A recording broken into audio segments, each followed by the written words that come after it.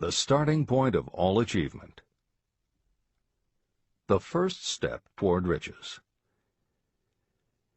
When Edwin C. Barnes climbed down from the freight train in West Orange, New Jersey, he may have resembled a tramp, but his thoughts were those of a king. As he made his way from the railroad tracks to Thomas A. Edison's office, his mind was at work. He saw himself standing in Edison's presence. He heard himself asking Mr. Edison for an opportunity to carry out the one consuming obsession of his life, a burning desire to become the business associate of the great inventor. Barnes' desire was not a hope. It was not a wish. It was a pulsating desire which transcended everything else. It was definite. A few years later, Edwin C. Barnes again stood before Edison, in the same office where he first met the inventor. This time, his desire had been translated into reality. He was in business with Edison. The dominating dream of his life had become a reality. Barnes succeeded because he chose a definite goal, placed all his energy, all his willpower, all his effort. He put everything he had into achieving that goal. 5 years passed before the chance he had been seeking made its appearance. To everyone except himself, he appeared to be just another cog in the Edison business wheel. But in Edwin Barnes' own mind, he was the partner of Edison every minute from the very day that he first went to work there. It is a remarkable illustration of the power of a definite desire. Barnes won his goal because he wanted to be a business associate of Mr. Edison's more than he wanted anything else. He created a plan by which to attain that purpose, and he burned all bridges behind him. He stood by his desire until it became the dominating obsession of his life, and finally, a fact. When he went to West Orange, he did not say to himself, "I will try to induce Edison to give me a job of some sort." He said, "I will see Edison and put him on notice that I have come to go into business with him." He did not say, "I will keep my eyes open for another opportunity in case I fail to get what I want in the Edison organization." He said, "There is one thing in this world that I am determined to have, and that is a business association with Thomas A. Edison. I will burn all bridges behind me and stake my entire future on my ability to get what I want." He left himself no possible way of retreat. He had to win or perish. That is all there is to the Barnes story of success. Allow yourself no retreat. A long while ago, a great warrior faced a situation in which he had to make a decision that ensured his success on the battlefield. He was about to send his armies against a powerful foe whose men outnumbered his. He loaded his soldiers into boats, sailed to the enemy's country, and unloaded the soldiers and equipment. Then he gave the order to burn the ships that had carried them. Addressing his men before the first battle, he said, "You see the boats going up in smoke. That means we cannot leave these shores alive unless we win. We now have no choice. We win or we perish." They won. Every person who wins in any undertaking must be willing to burn his ships and cut all sources of retreat. That is the only way you can be sure of maintaining the state of mind known as a burning desire to win. It is essential to success. The morning after the Great Chicago Fire, a group of merchants stood on State Street, looking at the smoking remains of what had been their stores. They went into a conference to decide if they would try to rebuild, or if they would leave Chicago and start over in a more promising section of the country. They decided to leave, all except one. The merchant who decided to stay and rebuild pointed a finger at the remains of his store and said, "Gentlemen, on that very spot I will build the world's greatest store, no matter how many times it may burn down." That was in 1871. The store was built. It still stands there today. The Marshall Field's department store is a towering monument to the power of that state of mind known as a burning desire. The easy thing would have been for Marshall Field to do exactly what his fellow merchants did. When the going was hard and the future looked dismal, they pulled up and went where the going seemed easier. Mark well this difference between Marshall Field and the other merchants. It is that difference which distinguishes those who succeed from those who fail. Every human being old enough to understand the value of money wishes for it, but wishing will not bring riches. Desiring riches, with a state of mind that becomes an obsession, then planning definite ways and means to acquire riches, and backing those plans with persistence, a persistence which does not recognize failure, that's what will bring riches. Editor's comments.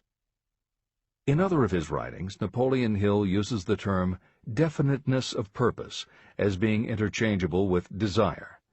The following explanation is adapted from the Napoleon Hill Foundation's book, Believe and Achieve.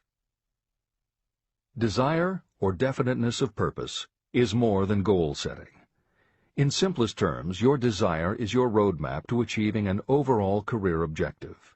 Your goals represent specific steps along the way. Having a desire, or definiteness of purpose for your life, has a synergistic effect on your ability to achieve your goals. As you become better at what you do, you devote all of your resources toward reaching your objective. You become more alert to opportunities, and you reach decisions more quickly. Every action you take ultimately boils down to the question, will this goal help me reach my desire, my overall objective, or won't it? Your purpose will become your life. It will permeate your mind, both conscious and subconscious. This is the end of the editor's comments. 6 ways to turn desire into gold.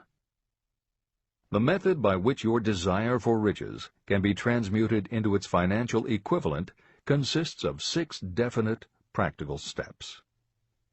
1. Fix in your mind the exact amount of money you desire. It is not sufficient merely to say, "I want plenty of money." Be definite about the amount. There is a psychological reason for such definiteness explained in subsequent chapters. 2. Determine exactly what you intend to give in return for the money you desire. There is no such reality as something for nothing. 3. Establish a definite date when you intend to possess the money you desire. 4.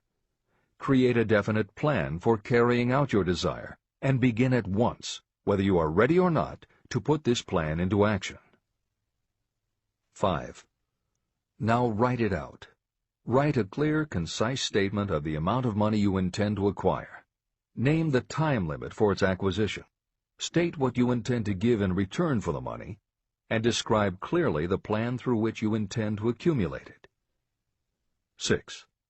Read your written statement aloud, twice daily.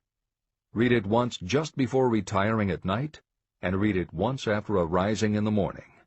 As you read, see and feel and believe yourself already in possession of the money. It is important that you follow the instructions in these 6 steps. It is especially important that you observe and follow the instructions in the 6th step. You may complain that it is impossible for you to see yourself in possession of money before you actually have it. Here is where a burning desire will come to your aid. If you truly desire money so keenly that your desire is an obsession, you will have no difficulty in convincing yourself that you will acquire it. The object is to want money, and to become so determined to have it that you convince yourself you will have it. If you have not been schooled in the workings of the human mind, these instructions may appear impractical. It may help you to know that the information they convey was given to me by Andrew Carnegie, who made himself into one of the most successful men in American history. Carnegie began as an ordinary laborer in the steel mills, but managed, despite his humble beginning, to make these principles yield him a fortune of considerably more than $100 million. Editor's comment. In today's terms, the value of Carnegie's fortune would be at least $20 billion and probably a good deal more. End of editor's comment. It may be of further help to know that the 6 steps were carefully scrutinized by the famed inventor and successful businessman, Thomas A. Edison. He gave his stamp of approval, saying they are not only the steps essential for the accumulation of money, but also for the attainment of any goal. Editor's comments. In the time since Napoleon Hill wrote these words, advances in our understanding of both the physiology of the brain and the psychology of the mind have yielded a much greater understanding of human motivation. Even so, the methods used by modern motivational experts are essentially the same techniques advised by Hill. Research studies confirm that there is sound psychological basis for doing as Hill advises. Be very specific when setting goals. Perform the physical act of committing those goals to paper, and repeat your stated goal aloud to yourself often. These techniques have gained wide acceptance among modern experts in the field. The psychological principle at work is similar to that which underlies autosuggestion and self-hypnosis, concepts that will be discussed in greater depth in Chapter 5, Autosuggestion, and in Chapter 13, The Subconscious Mind. Hill's instruction to see yourself as you will be when you have already achieved your objective is also a specific technique. Today it is commonly taught by motivational experts under the term creative visualization. In Chapter 4 on faith and in Chapter 5 on autosuggestion, Hill elaborates on his method. Before moving on, the editors would like to reinforce Hill's advice to follow his instructions to the letter. The editors know there is a tendency for the reader to assume that it is enough for them just to intellectually understand a concept.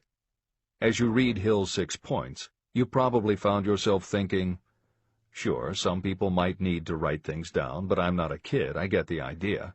Or, okay, I understand that saying it out loud might help some less sophisticated people, but I already understand the point intellectually. If you feel that way, let us remind you that many of the most successful people whom you admire did not think they were too smart or too sophisticated to follow Hill's instructions. The editors would again point out that if Napoleon Hill believed the actual acts of writing and speaking your goals is important, and if psychologists and motivational experts agree, then you would be foolish not to follow this simple advice. Just do it. This is the end of the editor's comments. The steps call for no hard labor. They call for no sacrifice. To apply them does not call for a great amount of education. But the 6 steps do call for enough imagination to see and to understand that the accumulation of money cannot be left to chance or luck. You may as well know right here that you can never have riches in great quantity unless you can work yourself into a white heat of desire for money and actually believe you will possess it.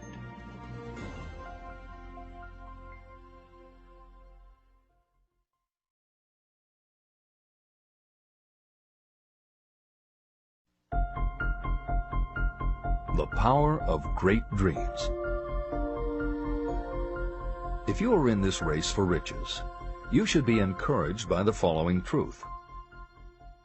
The world in which we live is demanding new ideas, new ways of doing things, new leaders, new inventions, and new methods, styles, versions, and variations of everything all the time. Behind all this demand for new and better things, there is one quality that you must possess to win, and that is definiteness of purpose, the knowledge of what you want, and a burning desire to possess it. If you truly desire riches, remember that the real leaders of the world have always been people who harnessed and put into practical use the intangible, unseen forces of opportunity. Leaders are the people who convert those opportunities into cities, skyscrapers, factories, transportation, entertainment, and every form of convenience that makes things easier, faster, better, or just make life more pleasant. In planning to acquire your share of the riches, don't let anyone put you down for being a dreamer. To win the big stakes in this changing world, you must catch the spirit of the great pioneers, whose dreams have given to civilization all that it has of value. It is that spirit which serves as the lifeblood of our own country, your opportunity and mine to develop and market our talents. A burning desire to be and to do is the starting point from which the dreamer must take off. Dreams are not born of indifference, laziness, or lack of ambition. If the thing you wish to do is right, and you believe in it, go ahead and do it. Never mind what they say if you meet with temporary defeat. They do not know that every failure brings with it the seed of an equivalent success.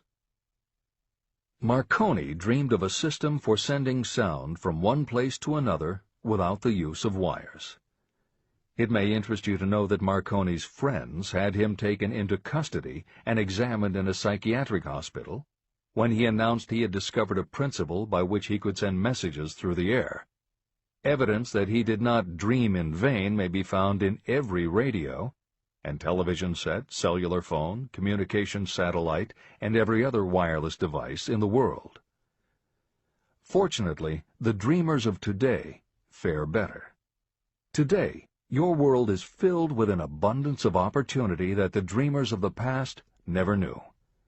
If you doubt this is true, if you are feeling crushed because of a recent failure, you are about to learn how your failure can be your most valuable asset. Almost everyone who succeeds in life gets off to a bad start and passes through many heartbreaking struggles before they arrive. The turning point in the lives of those who succeed usually comes at the moment of some crisis through which they are introduced to their other selves. Editor's comments.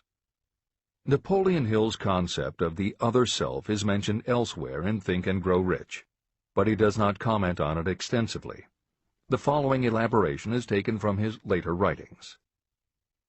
You've been thinking about your losses to the exclusion of everything else. The more you concentrate on them, the more you attract other losses. Stop thinking about them, and make up your mind that you are going to benefit from your experience. Whatever personal obstacles you face, you must start getting to know that side of your personality that knows no obstacles, that recognizes no defeats. Cultivate a friendship with the other you, so no matter what you're doing, you are allied with someone who shares your goals. All the philosophy and advice about persuading others will be much more useful to you if you practice it yourself.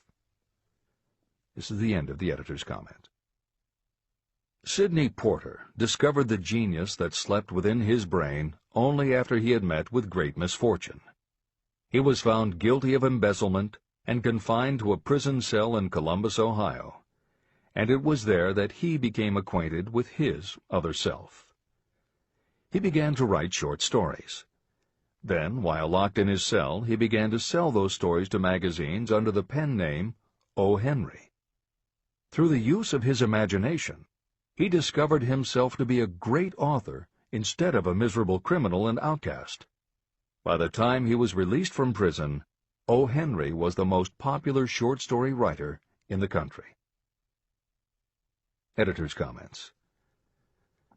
More recently, in another prison, another kind of writer met his other self, and country music gained one of its most talented songwriters and biggest stars. As a kid, Merle Haggard's family home was a converted boxcar in Bakersfield, California. After his father died when Merle was 9, more often than not, home for young Merle was a series of juvenile detention centers. At 16, he quit school, and for the next 4 years the only mark Merle Haggard made in the world was a rap sheet for stolen cars, burglaries, and bogus checks. By the age of 20, he was serving time in San Quentin and gaining a reputation as a hard-case con. Then he met his other self. Inspired by a concert Johnny Cash played for the inmates, plus conversations with men on death row and the time he spent in solitary confinement, Haggard learned that he had another self, and that self had something to say through his music. When he got out of solitary, Haggard asked for the hardest job the prison had to offer. He enrolled in night school courses at the prison, straightened himself out, and won his parole after 2.5 years. He went back to Bakersfield and dug ditches during the day so he could polish his songwriting and performing at night. Within 3 years, he had a recording contract. Within 5 years, he had his first top 10 hit, and has since gone on to become one of the most influential voices in modern country music. This is the end of the editor's comments. Thomas Edison dreamed of a lamp that could be operated by electricity, and he began where he stood to put his dream into action. He failed more than 10,000 times. Despite his failures, he stood by that dream until finally he was driven to the discovery of the genius that slept within his brain. Editor's comments. Dean Kamen got to know his other self very early in life. While he was a teenager, Kamen started his own company, building and selling control systems for automated sound and light shows. He was still in high school when he got the contract to automate the Times Square